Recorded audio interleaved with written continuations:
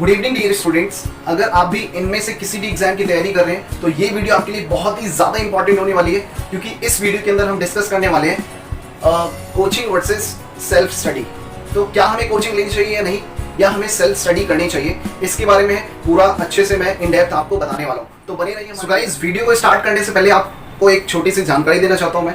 अब मैं अनअकैडमी पे भी आ चुका हूँ, तो आप मुझे अनअकैडमी पे फॉलो कर सकते हैं रवि कुमार के नाम से। प्ले स्टोर पर अनअकैडमी लर्निंग ऐप डाउनलोड कीजिए और रवि कुमार के नाम से मुझे वहाँ पे फॉलो कीजिए, सो दैट इससे होगा क्या कि आप मेरी फ्री वीडियोस इंग्लिश की देख सकते हैं। और अगर आपको मेरा पेड कोर्स चाहिए तो आप वहाँ पेड कोर्स के लिए भी अप्लाई कर सकते हैं। ठीक है, चलिए अब हम स्टार्ट करते हैं अपनी वीडियो को।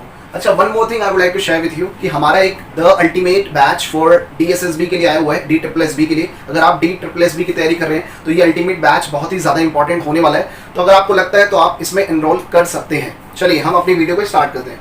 देखिए, सबसे ज़्यादा स्टूडेंट्स को परेशान करने वाला क्वेश्चन ये होता है, क्या हमें कहीं से कोचिंग लेनी चाहिए या अपनी खुद सेल्फ स्टडी करनी चाहिए। ये हर एस्पिरेंट्स की, हर वो एस्पिरेंट के माइंड में रहता है जो वनडे कॉम्पिटिटिव एग्जाम की तैयारी कर रहे हैं ऑब्वियसली। अब देखिए, प्रॉब्लम ये है कि कोचिंग लें या ना लें, सेल्फ स्टडी करें या ना करें। ठीक है, अभी मैं आपको पूरा अच्छे से समझाने वाला हूँ, फिर मैं अपने पॉइंट ऑफ व्यू से आपको बताऊंगा कि क्या चीज़ सबसे बेस्ट रहने वाली है। और हम इन 3 पॉइंट्स पे भी बात करने वाले हैं, फीस स्ट्रक्चर के बारे में, ठीक है, ड्यूरेशंस के बारे में, और नोट्स के बारे में, और स्मार्ट वर्क। देखिए, ये 4 की पॉइंट्स हैं जो आपको सक्सेस जरूर दिलाएंगे। तो इस चीज़ को अच्छे से हम यहाँ एनालिसिस करने वाले हैं। लेकिन उससे पहले इधर देखिए, एक मैं आपको एग्जाम्पल के तौर पर एक चीज़ समझाता हूँ। देखिए, आपका एक टारगेट है, ये रहा एक वो टारगेट, और आप है यहाँ पे। एक एग्जाम्पल के तौर पे समझेंगे, ये है टारगेट और आप है यहाँ पे। क्लियर? तो आपको इसको कवर करना है, इस टारगेट को कवर करना है। मतलब आप ये मान के चलो, ये आपका क्या है, एम है, आपकी लाइफ का एम है, गोल है। क्लियर? अब देखिए, कुछ स्टूडेंट क्या होंगे, एक राइट अप्रोच अपनाएंगे और एक स्ट्रेट वे अपनाएंगे। क्लियर? स्ट्रेट वे अपनाएंगे, एकदम स्ट्रेटली उस पर काम कर रहे होंगे। देखिए, कुछ स्टूडेंट होंगे इधर देखिए कि पहले वो यहाँ जाएंगे किसी अलग पॉइंट पे, फिर इधर जाएंगे, फिर इधर जाएंगे, फिर ऐसे मुड़ते मुड़ते मुड़ते हालांकि उन्हें भी सक्सेस मिलेगी। और इधर देखिए कैसे घूम फिर के इधर उधर, है ना, ऐसे कुछ घूम फिर के तब जाएंगे। और इसमें होगा क्या, देखिए, जब ये कोई स्टूडेंट स्ट्रेट फॉरवर्ड जा रहा है, एकदम स्ट्रेट जा रहा है और उसे अपना एम मिल पा रहा है, और एक जा रहा है एकदम, मतलब समझ गए, इधर उधर उधर उधर करते करते एम पर पहुंच रहा है। ठीक है, दोनों की मंजिल क्या, याद रखो, दोनों की मंजिल है उस एम, उस गोल को प्राप्त करना। हालांकि दोनों ने अपने एम और गोल को प्राप्त कर लिया है, वो सक्सेसफुल हो चुके हैं उनकी लाइफ में। लेकिन एक वेरी इंपॉर्टेंट थिंग जो आपको याद रखनी है, इसके अंदर एक चीज ये हुआ है कि आपने टाइम किसको कितना दिया है। तो ऑब्वियसली जो ये स्टूडेंट है जिसने स्ट्रेट फॉरवर्ड, मतलब स्ट्रेट रास्ता अपनाया, उसको कम टाइम लगा होगा। एक दूसरा ही व्यक्ति है, दूसरा स्टूडेंट जिसने ऐसे मतलब घूम फिर करके और अपने एम को हासिल किया। तो इससे ये पता चल रहा है कि इसने टाइम बहुत दिया होगा। क्लियर? बहुत टाइम दिया है, जबकि इतना टाइम देने की जरूरत नहीं थी। तो बस इसी कंसेप्ट के थ्रू मैं आपको बताना चाहता हूँ, यही कोचिंग और सेल्फ स्टडी का मतलब होता है। अब देखिए, कुछ स्टूडेंट बोलेंगे नहीं सर, ऐसा कुछ नहीं है कि अगर हम डेली बहुत अच्छे से पढ़ाई करें तो हम सेल्फ स्टडी से ये वाला रास्ता अपना सकते हैं।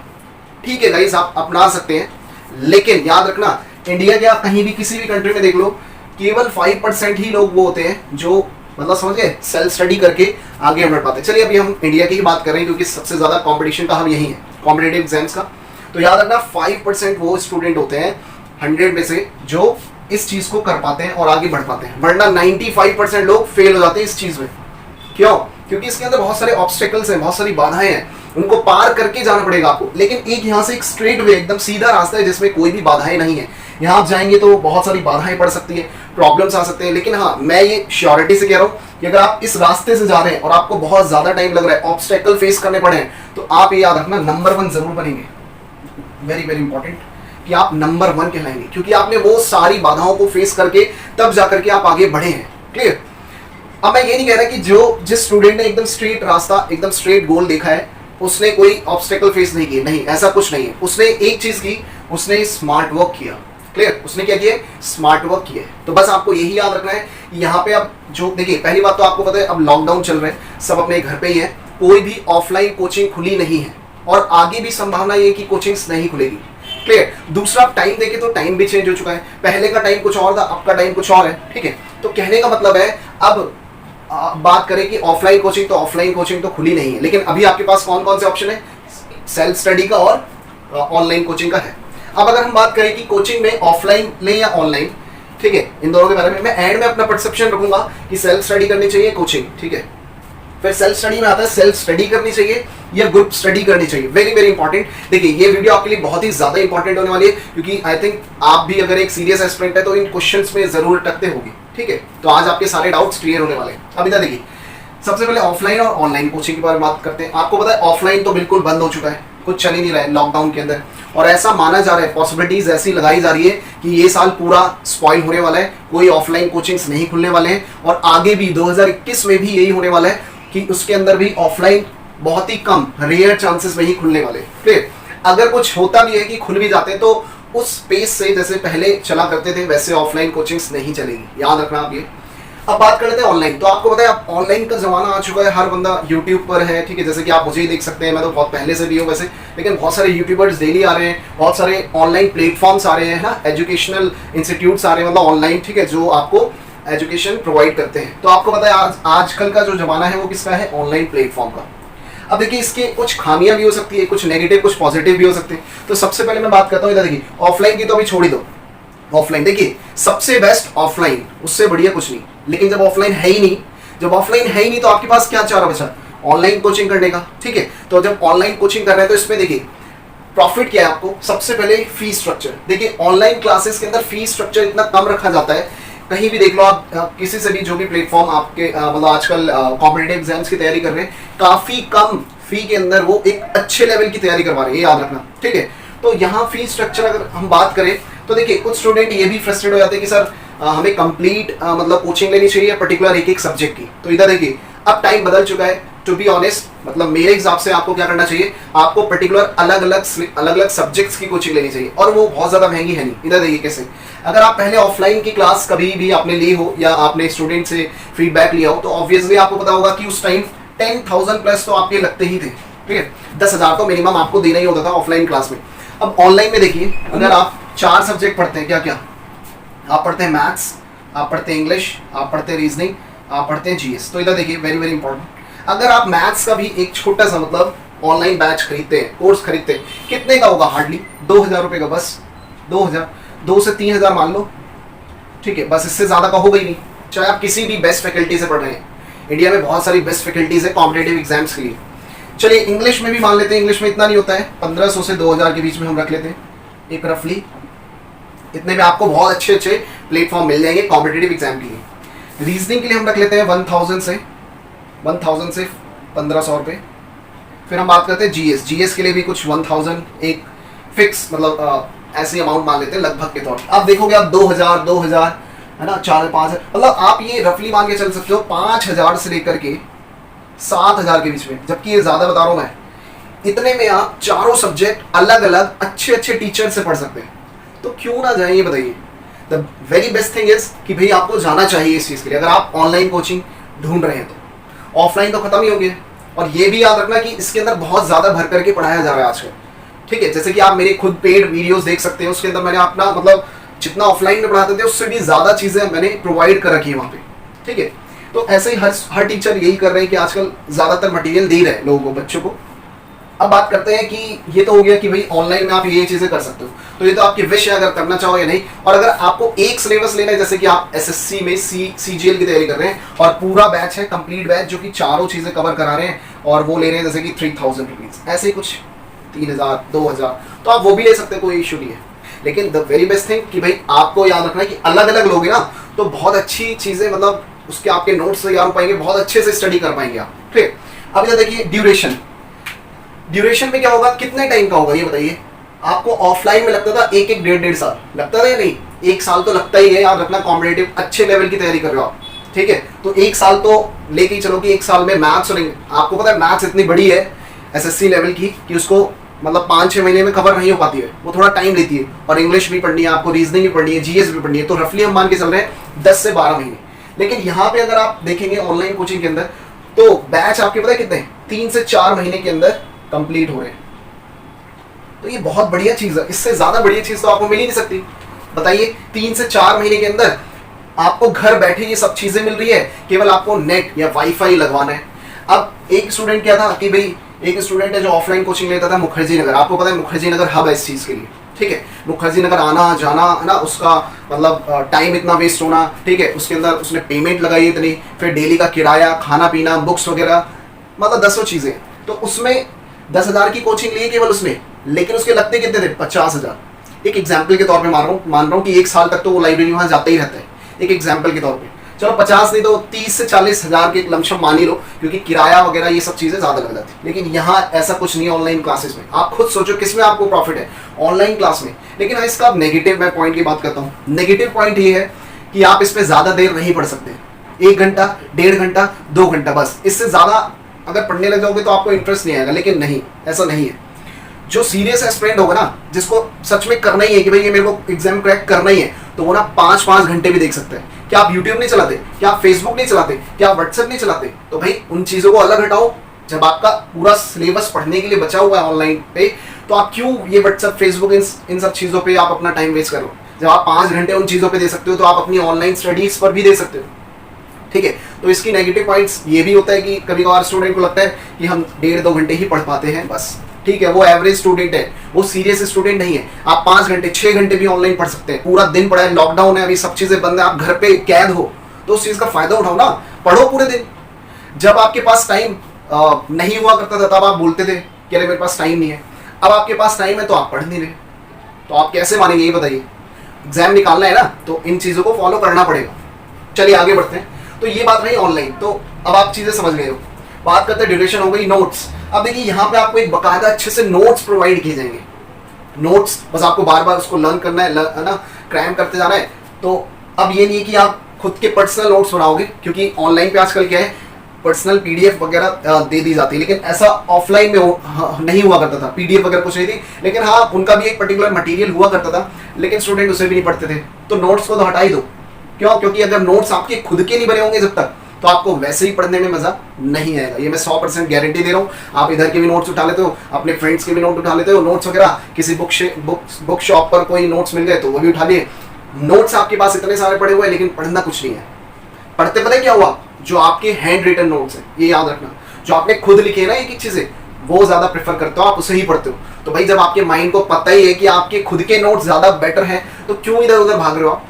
नहीं, ये नहीं करना चाहिए बिल्कुल भी, ठीक है। चलिए ये बात करते हैं हम स्मार्ट वर्क। अब भाई इससे बड़े स्मार्ट वर्क क्या हो सकता है ये बताओ? कि भाई आपको ऑफलाइन के लिए इतने दूर दूर जाना पड़ता था, पेमेंट लगाते थे, किराया देते थे, टाइम वेस्ट होता था, ठीक है, पूरा 1-1 साल लग जाता था। तो आप खुद ही समझ सकते हैं इसी को स्मार्ट वर्क कहा जाएगा या नहीं? सबसे बेस्ट है, ठीक है ना। तो ये तो बात रहेगी कोचिंग्स में ऑफलाइन और ऑनलाइन। तो अब आप खुद ही, आपको पता है वेटेज किसका ज्यादा है, सबसे ज्यादा वेटेज किसका है? मैं नहीं बता रहा, आप खुद सोच के बताइए वेटेज किसका ज्यादा है? सबसे ज्यादा ऑनलाइन का, ठीक है। तो और पहली बात तो ये आप माइंड से हटा दो कि ऑनलाइन में पढ़ाई नहीं होती, ऐसा कुछ नहीं है। आप पढ़ने वाले तो बनो, अच्छे से पढ़ाई होती है। और वो टीचर्स ऐसे नहीं है जो ऑनलाइन क्लासेस दे रहे होते हैं, ठीक है ना। वो उन्होंने भी ऑफलाइन पढ़ाया हुआ है। अब जाकर के जब ऑफलाइन चीजें बंद है तो ऑनलाइन तो करना ही पड़ेगा, ठीक है। आई थिंक आप इस पॉइंट को अच्छे से समझ पाए होंगे। और ये वीडियो केवल सीरियस एस्पिरेंट्स के लिए है, ये उनके लिए नहीं है कि जो मतलब आए थोड़े 6 महीने 1 साल और फिर छोड़ करके भाग गए कि हमसे तो होने वाला नहीं है। तो ये याद रखना, कोई 6 महीने या 1 साल के अंदर कोई जॉब नहीं लग जाती है। 1 साल में तो प्रोसेस कंप्लीट होता है किसी एक एग्जाम का, और उसके अंदर फिर आपको आगे भी चलना है, मेडिकल देना है, डॉक्यूमेंटेशन करवाना है, बहुत सारी चीजें, फिर आपको अपॉइंटमेंट लेटर, फिर आपकी ज्वाइनिंग होगी। तो ऑब्वियसली 2-2.5 साल तो वैसे ही लग जाते हैं। तो अगर कोई ये कहता है कि मेरी 1 साल के अंदर जॉब लग गई है, मेरी 1.5 साल के अंदर जॉब लगी है, तो वो झूठ बोल रहे हैं पहली बात, क्योंकि भाई प्रोसेस ही इतना बड़ा है। और पहले अटेम्प्ट में, मैं क्या बताऊं आपको, पहले अटेम्प्ट में नहीं होता है क्लियर, ये एक सच है एकदम, ठीक है। अब मैं उन लोगों की बात नहीं कर रहा जो मल्टी टैलेंटेड स्टूडेंट है। अब मल्टी टैलेंटेड कैसे? इधर देखिए, एक स्टूडेंट है आर्ट साइड का, आर्ट स्ट्रीम का, और एक है कॉमर्स का, या आप मान लो साइंस का। इधर देखिए, एक आर्ट्स का, एक कॉमर्स और साइंस। इनमें से आर्ट्स वाले ने इतनी कभी पढ़ाई की नहीं, कॉमर्स वाले पढ़ाई करते रहते हैं, और साइंस वाले भी आपको पता है। अब दूसरा आर्ट्स वाले के पास कोई ऑप्शन ही नहीं रहा, मतलब ग्रेजुएशन में कोई ऑप्शन ही नहीं रहता, लेकिन इनके पास है कॉमर्स और साइंस वाले। आपको पता होगा एसएससी या वनडे एग्जामिनेशंस में आजकल कौन आ रहे हैं? बीटेक एमटेक लोग आ रहे हैं, जिन्होंने बीटेक कर लिए, एमटेक कर लिए, ठीक है, पता नहीं क्या क्या चीजें कर ली है, उसके बाद यहाँ पे आ रहे हैं। तो भाई वो कॉन्टिन्यूसली स्टडी में लगे रहे ना। लेकिन आर्ट्स वाले क्या करते हैं? जॉब कर रहे होते हैं, कुछ अदर चीजें कर रहे होते हैं, तो उन्हें टाइम लग जाता है, ठीक है। तो इस चीज से आप थोड़ा सा वो रहो कि अगर आप आर्ट साइड से रहे, मतलब स्ट्रीम आपकी आर्ट्स रही है और आप पढ़ने में बिल्कुल जीरो थे, कोई इशू नहीं है, आपका सिलेक्शन होगा, बशर्ते आपको थोड़ी पढ़ाई करनी है। आप अपना कंपेयर ना कभी भी उन टैलेंटेड स्टूडेंट से ना करें जिनके मार्क्स आते हैं 200 में से 190, 180। अगर आप यही सोचने लगे ना तो आपका पेपर तो कभी नहीं निकलने वाला, ये गारंटी है। आप ये सही रखो कि आप अपने नीचे से नीचे वाले लोगों को देखो। जैसे आपके आज 100 नंबर आते हैं 200 में से, उनको देखो ना जिनके 60 नंबर आते हैं, जिनके 70 नंबर आते हैं, उनसे तो आप बेटर हो। अब आप ये डायरेक्टली पता है क्या सोच रहे हो, यार उसके तो 190 आए, उसके 180 आए, उससे क्या फर्क पड़ता है। आपको सीट तो एक ही चाहिए, वो अलग स्ट्रीम है, आपकी अलग स्ट्रीम है, ठीक है। आप बस ये सोचो कि आपको एग्जाम क्रैक करना है और जॉब लेनी है, बस। इसके अलावा कुछ नहीं कि कोई क्या कर रहा है, कोई क्या नहीं कर रहा है, कोई किस बैकग्राउंड से किस बैकग्राउंड से नहीं है, इससे कोई लेना देना नहीं है। क्लियर? तो इस चीज को थोड़ा सा आपको माइंड में याद रखना है। चलिए सेल्फ स्टडी की बात कर लेते हैं। अब देखिए सेल्फ स्टडी में भी सेल्फ स्टडी की जाए या ग्रुप स्टडी। तो देखिए पहले मैं पॉजिटिव पॉइंट्स बता दूं किसके, सेल्फ स्टडी के। Just wait for a while. देखिए सेल्फ स्टडी के पॉइंट्स बताता हूं मैं पहले पॉजिटिव। देखिए सेल्फ स्टडी में सबसे पहले फी स्ट्रक्चर, कोई पैसा नहीं लगना आपका, नो फी। समझ गए ना, कि आपको किसी को पैसे देने ही है, खुद अपनी पढ़ाई करनी है, ठीक है। बस क्या कर सकते हैं आप, बस थोड़ा सा आप ये बोलेंगे कि बुक्स का कोई खर्चा है, बुक्स का कुछ खर्चा है, बुक्स आपको लानी पड़ेगी। सेल्फ स्टडी अगर आप अकेले घर में तैयारी कर रहे हैं अच्छे से। दूसरा बात करें ड्यूरेशन, हाँ यहाँ पे एक नेगेटिव पॉइंट है। इधर देखिए अभी मैंने आपको एग्जांपल दिया था, एक स्टूडेंट है वो स्ट्रेट जाएगा, एक ऐसे घूम फिर के जाएगा और अपने पॉइंट पे पहुंचेगा। तो ये वही बात है कि आप सेल्फ स्टडी करते रहेंगे ना तो आपको एग्जैक्टली पता ही नहीं चलेगा कि कितना आपको पढ़ना है, कहाँ से पढ़ना है, क्वेश्चन कहाँ से आते हैं। आप देखो इधर देखो, आपसे क्वेश्चन जो पेपर में आना है ना वो इतना पार्ट आना है, इधर देखो इतना पार्ट आना है, और आप इधर देखो ये पढ़े जा रहे हो, ये समझ गए ना। तो अनवांटेड, इधर देखो अनवांटेड ज्यादा पढ़ रहे हो आप। वांटेड क्या है, ये सब पूरा पोर्शन को कंप्लीट करना है, लेकिन आप इस चीज को कर ही नहीं हो, आप इधर उधर जाए जा रहे हो। इसका मतलब ये है कि एक टीचर एक सही वे बताता है, एक सही रास्ता बताता है कि आपको कितनी तैयारी करनी है, कितना पढ़ना है, किसको क्या नहीं पढ़ना है। पेपर में बहुत सारी चीजें ऐसी होती है जिसको आपको पढ़ना ही नहीं होता, लेकिन आप उसी पे लगे रहते हो। बहुत सारे क्वेश्चन ऐसे होते हैं जिन्हें डील ही नहीं करना होता एग्जाम में, लेकिन आप उसे करते हो। क्योंकि मैं बता दूं ये कोई 10th या 12th अकेडमिक मतलब एग्जाम नहीं है, ये वन डे कॉम्पिटेटिव एग्जाम है। एक दिन के अंदर 1 घंटा आपको मिलेगा। आपने जितनी ग्रेजुएशन की अभी तक, जितनी पढ़ाई की है, सब एक दिन के अंदर 1 घंटे के अंदर वो बाहर निकालनी है आपको अपने माइंड से। तो भाई कैसे पॉसिबल है, नहीं समझे? तो इन चीजों का ध्यान रखो आप थोड़ा सा कि भाई आपको जितना पढ़ना है, जो रेलिवेंट है वो पढ़ो ना, इधर उधर क्यों भाग रहे हो। अब आपने उठा ली जैसे जीएस के लिए लूसेंट, ठीक है, लूसेंट बहुत बढ़िया बुक है, आप उसे पूरा पढ़े जा रहे हो, पूरे दिन में 4-4, 5-5 घंटे दे रहे हो, 3-3 घंटे दे रहे हो, कोई फायदा नहीं होने वाला। क्योंकि अगर कॉम्पिटेटिव एग्जाम में देखो तो इंग्लिश और मैथ से पेपर निकलता है। क्लियर? मैं एसएससी के एग्जाम्स की ज्यादा बात कर रहा हूँ, एनटीपीसी की ज्यादा बात कर रहा हूँ, रेलवे वगैरह बैंकिंग की ज्यादा बात कर रहा हूँ। क्यों? उसके अंदर इंग्लिश और मैथ्स पे ज्यादा फोकस देना होता है। लेकिन एक स्टूडेंट जो लूसेंट पढ़े जा रहे हैं, जीएस पढ़े जा रहे हैं, ठीक है, आप कर रहे हैं एसएससी की तैयारी, आप यूपीएससी के नोट्स बनाए जा रहे हैं। अरे भाई क्यों कर रहे हो? जो चीज आनी नहीं है, देखो वही अभी मैं बताया ना, अनवांटेड, आप अनवांटेड चीजें कर रहे हो। पढ़ना आपको इतना है, चलो इतना तो पढ़ लिया आपने, अब आप बाहर जा रहे हो अपनी बाउंड्री से, तो भाई इतना तो कंप्लीट करो। इतना कुछ स्टूडेंट ये होते हैं, इधर देखो इतना पढ़ना है, इतना सा पढ़ लिया है बस, है ना, होता है इतना पढ़ना है, इतना सा पढ़ लिया है और बस उन्हें लगता है कि अब तो मेरा पेपर क्लियर है। अपनी लिमिटेशंस को बढ़ाओ, टाइम को बढ़ाओ, मतलब टाइम मतलब पढ़ाई का टाइम बढ़ाओ, नॉलेज बढ़ाओ। जब एक टाइम आता है जब आपके मार्क्स डूब जाते हैं, किसी के 200 में से 70 आ रहे होंगे, 90 आ रहे होंगे, 100 आ रहे होंगे, फिर आपके मार्क्स बढ़ेंगे नहीं। तब आपको पता है क्या करना है, अपनी नॉलेज को बढ़ाना है। चलिए ये बहुत बढ़िया कि अगर इतना पूछा जाता है और आपने इतना कर लिया जिसके अंदर आपके 90 मार्क्स आ रहे हैं 200 में से, या 100 में से 40 मार्क्स आ रहे हैं, अब टाइम है कि अपनी नॉलेज को स्प्रेड करो, बढ़ाओ, है ना, और भी चीजें मतलब वो करो। लेकिन इस जब इतना पूछा है, लेकिन आपको इतना नहीं करना है क्योंकि आपको मास्टरी नहीं करनी है। अभी एक छोटा सा पेपर है, छोटा तो नहीं कह सकता मैं, मतलब है तो एक अच्छे लेवल के पेपर, उसे बस क्रैक करना है। उसमें कोई आपको महारत हासिल नहीं करनी है, कोई मास्टरी नहीं करनी है। क्लियर? तो इस चीज को थोड़ा सा याद रखें कि आपको, है ना, बियॉन्ड द लिमिट्स नहीं जाना है, बियॉन्ड द लिमिट्स नहीं जाना है। जितना पूछा है उतना करना है, बस इससे ज्यादा कुछ नहीं पढ़ना है। अरे भाई पूरी जिंदगी पढ़ी है, आपको इंग्लिश पढ़नी है ना। जैसे कुछ स्टूडेंट होता है, अरे भाई मैं तो ऐसे ही पढ़ रहा हूँ, मैं तो ये मैगजीन भी पढ़ता हूँ, मैं नॉवेल्स भी पढ़ता हूँ, मैं ये भी पढ़ता हूँ, मैं वो भी पढ़ता हूँ, लेकिन वो अपनी बुक नहीं पढ़ रहा है, जो पर्टिकुलर बुक है किसी सिलेबस के लिए, मतलब कोई एग्जाम के लिए वो बुक वो नहीं पढ़ रहा है, रूल्स याद नहीं कर रहा है। तो क्या होगा? फाइनली नंबर आएंगे ही नहीं। ठीक है, हालांकि ये बोला जाता है इंग्लिश में आपको नॉवेल्स पढ़ते रहना चाहिए, मैगजीन्स पढ़ते रहना चाहिए, ये पढ़ते रहना चाहिए, वो पढ़ते रहना चाहिए। बाकी और कहाँ से लाओगे चीजें? जब पेपर आएगा तो पेपर का तो पढ़ो पहले। अगर पेपर का पूरा पढ़ लिया है तभी तो आप बाहर जाओ थोड़ा सा, और अभी आपको कोई मास्टरी नहीं करनी है, कोई समझ गए ना, कॉम्पिटिटिव में कोई डिग्री वगैरह नहीं है, बस केवल एक पेपर है, 1 घंटे का पेपर, उसमें आप परफॉर्म करके दिखाओ अच्छा और जॉब लो, बस इतना ही काम है इसका। क्लियर?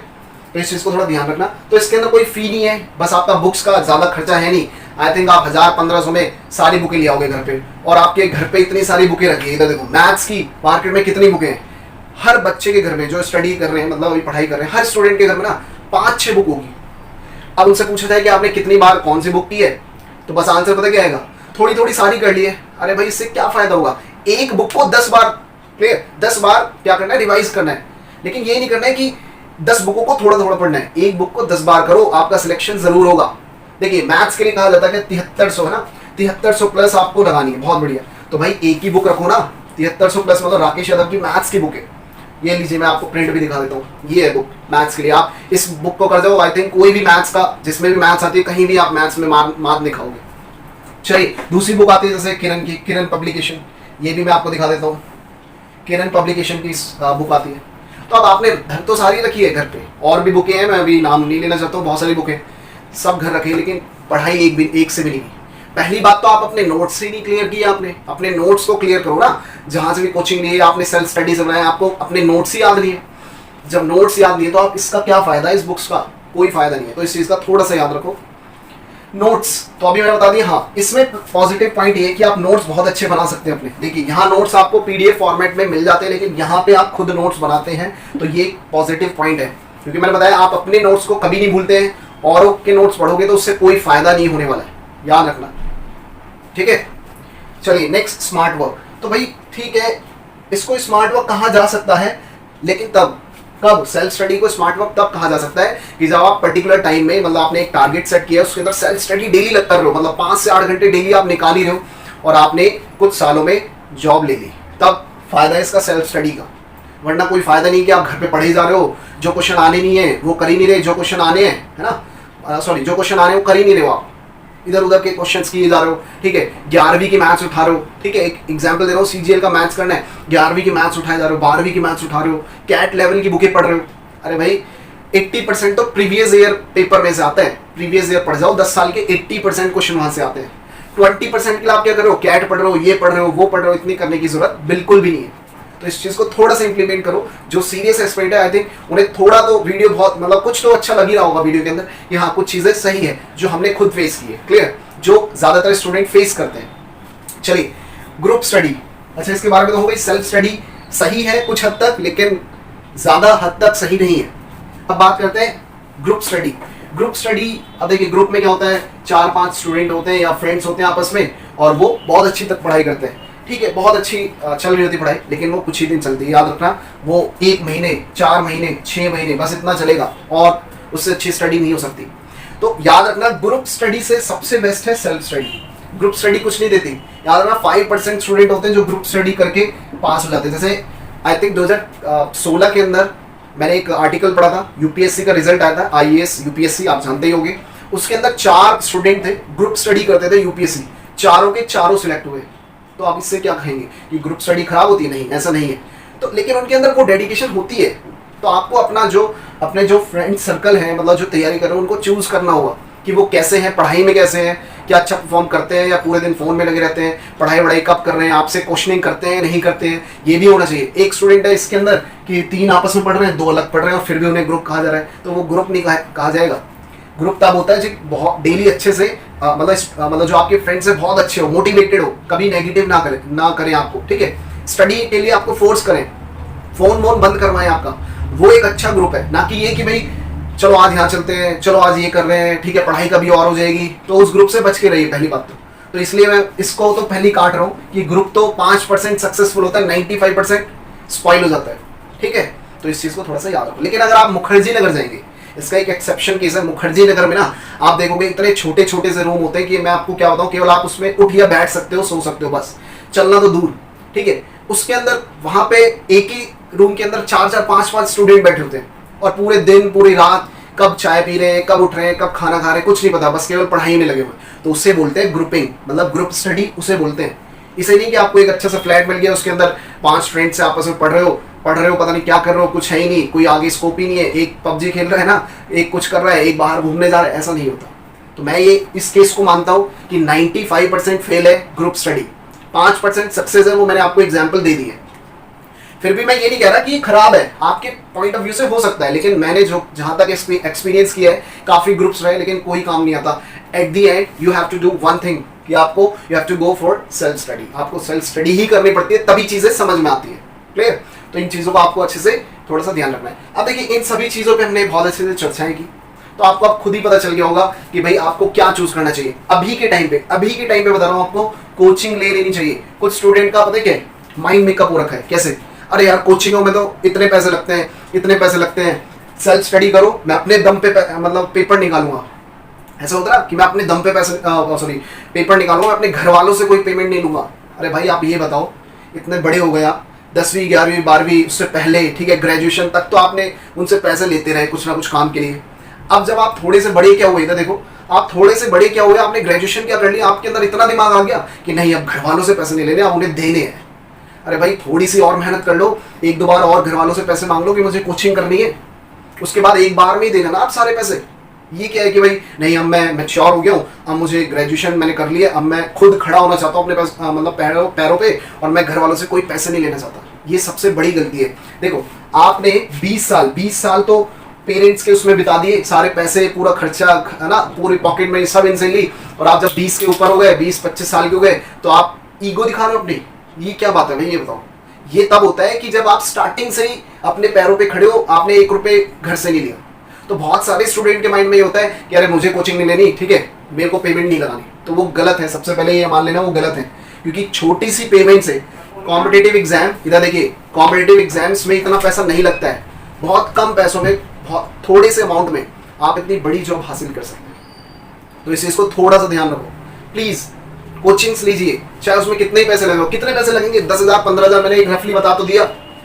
अगर आप प्राइवेट कंपनी में जाओगे, वहां पे क्या होता है, 2-3 लाख का तो मतलब एक कोर्स होता है, उसके बाद भी प्लेसमेंट हो या ना हो ये नहीं पता है हमें।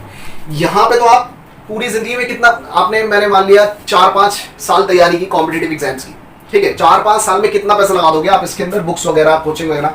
मैं रफली मान रहा हूँ 50,000, वो भी ज्यादा ले रहा हूँ, 50,000 आपने लगा दिए, ठीक है, वो भी अपनी फैमिली से मांग के, एक बार में तो होता नहीं है। तो भाई क्या हो गया इसमें, आप ये तो बताओ, जब आपकी जॉब लगेगी तो 50,000+ सैलरी तो वैसी ही होगी, आपको पता ही है, नॉर्मली 1 महीने में कवर हो जाएगी जो आपने 3-4 साल यहाँ लगा दी। तो भाई इससे अच्छा इन्वेस्टमेंट तो मेरे को नहीं लगता कुछ और हो सकता है इंडिया के अंदर, कि आप कम पैसे लगाओ, और ये तो 50,000 ज्यादा ही बता रहा हूँ, थोड़े बहुत पैसे लगेंगे और आपकी जॉब इतनी अच्छी, पावर आपको मिलेगा, सब चीजें आपके मतलब आपके पास है। एक वही दूसरा स्टूडेंट है जो 2 लाख का कोर्स कर रहा है ना, और उसके लिए बाद में भाग रहा है, वो 2 साल लगा दिए, 3 साल लगा दिए, प्लेसमेंट हो नहीं रही है, और प्लेसमेंट हो भी रही है तो उसे 10,000 रुपये मिल रहे हैं पर मंथ। अरे भाई क्या जरूरत थी वो करने की, आप 2-3 साल तैयारी कर ले, कॉम्पिटिटिव एग्जाम की तैयारी कर लेते, कितना अच्छा स्कोप है उसके अंदर, ठीक है। तो आपको डिमोटिवेट नहीं होना है, इन चीजों से बाहर निकलो, एक ब्रॉड माइंड अपनाओ ना, तभी तो आप ऑफिसर बनोगे। आप ऑफिसर बनने की तैयारी करो, कोई सब इंस्पेक्टर, कोई सीपीओ में जाना चाहता है, कोई सीजीएल में जाना चाहता है, कोई टीचर में मतलब टीचिंग में टीचर बनना चाहता है। माइंड को थोड़ा मतलब शार्प करो, ब्रॉड माइंड मतलब बन जाओ, ब्रॉड माइंड वाले, तभी तो चीजें आप आगे सही हो पाएगी।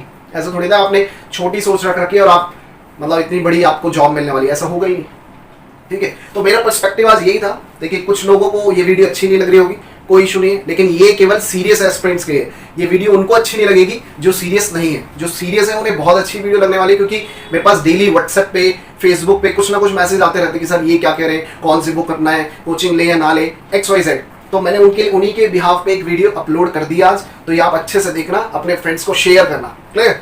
तो यही था मेरा कि कोचिंग ले या ना ले, सेल्फ स्टडी करें या ना करें।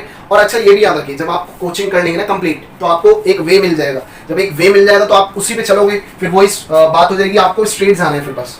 लेकिन सेल्फ स्टडी या ग्रुपिंग स्टडी से आप इधर उधर भटकते कितना टाइम लगा दोगे। तो आपके पास टाइम है थोड़ी ना है, मतलब हालांकि ये बोला जाता है कि आप एक ही चीज में लगे रहो, कभी तक भी होगा जरूर। अरे भाई तो इतना टाइम थोड़ी ना देना, इतना टाइम नहीं देना, आप उस चीज को कहीं और लगाना ना। 2-3-4 साल में जॉब लो, फिर आगे और भी तो लाइफ पड़ी है, या आप इसी के अंदर 10-15 साल दे दोगे कि भाई मेरे को तो सेल्फ स्टडी करनी है, घर से पैसे नहीं लेने, खुद करना है, और एक समझ गए एक रिकॉर्ड तोड़ना है। नहीं, उससे कुछ मिलने वाला नहीं है। तो आई थिंक इससे इस वीडियो से आपको कुछ ना कुछ सीखने को जरूर मिला होगा। अगर आपको कुछ भी पूछना है, कुछ क्वेरी हो, तो आप मुझे कमेंट कर सकते हैं, ठीक है। कमेंट बॉक्स के अंदर जाकर के कमेंट कर सकते हैं। कुछ भी XYZ पूछना हो तो आप पूछ सकते हैं। तो आज की वीडियो इसीलिए थी। अब देखो फिर वो मेरा पर्सपेक्टिव तो ये रहेगा कि आप कोचिंग लीजिए, कोचिंग लेना बहुत ज़्यादा ज़रूरी है। सेल्फ स्टडी भी बहुत ज़्यादा ज़रूरी है। मैंने बताया ना कि कोचिंग लेने के बाद आप सेल्फ स्टडी पे ही आओगे, लेकिन ये मत करो कि थोड़े से पैसों के लिए अरे भाई ये कोचिंग ले लेनी, वो नहीं लेनी, इसमें मेरे पैसे डूब जाएंगे, लोगों को पढ़ाना नहीं आता। अरे टीचर्स ऐसे तो नहीं बने हुए, वो इतने बड़े बड़े प्लेटफॉर्म पे पढ़ा रहे हैं, ऐसे पढ़ा रहे हैं। आप एक चीज़ तो सोचो इस चीज़ के लिए, ठीक है। तो आई होप कि आपको इनमें से कुछ ना कुछ तो सीख मिली होगी, ठीक है। और अगर आपको वीडियो अच्छी लगी so please do subscribe, like, share and comment on this video. अगर आपको लगता है हमें ऐसे ही कुछ मोटिवेशनल वीडियोस आपके लिए बनाते रहना चाहिए तो आप जरूर मुझे कमेंट करेंगे, ठीक है। तो आज के लिए इतना ही है। Bye bye.